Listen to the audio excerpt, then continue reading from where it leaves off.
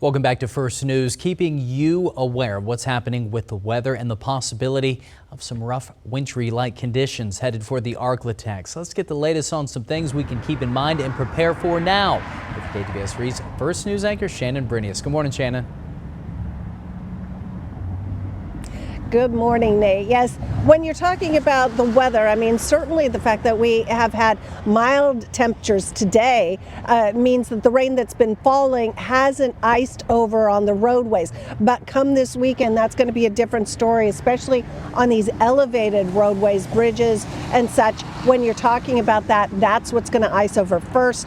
And then, of course, you could get buildup on all the other major roads. So what does that mean for us? Well, we had a taste of this about a year ago. Remember when that snow and cold snap came to the Arklatex? Now, sure, it was fun for some people, but it was difficult out on the roads. Traveling was a challenge because we're just simply not used to making our way in this kind of weather. And a lot of the equipment that they have in the northern states, we simply don't have in the south. We talked to Louisiana State Trooper Eddie Thomas about this. Most of the crashes that we investigate, we find that speed is a contributing factor. Add in the element of inclement weather and it becomes a recipe again for a disaster. So when we talk about things like rain and snow, we want people to even more so reduce their speed, travel slowly, allot themselves time to get to their destination safely. So there are some things that you can do to make sure that you are traveling safely. One thing is make sure that your trunk has an emergency kit, and that would include things that you might need in case we get stuck, in case you get stuck in the snow. One thing would be a flashlight. Flashlight is very handy.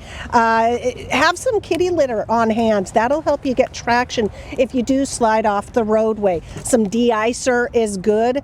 Make sure you have all you need to be personally protected.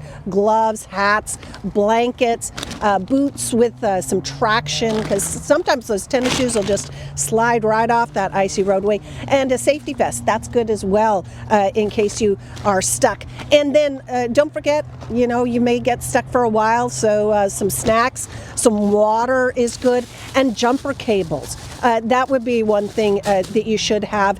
And also, you know, it never hurts to have a first aid kit there. There is one in there, I should assure you. So all of those things will help make sure that you are prepared for any eventuality. But the best thing you can do is just to eliminate any unnecessary travel. Stay home if you can. That's the best advice that the experts are giving.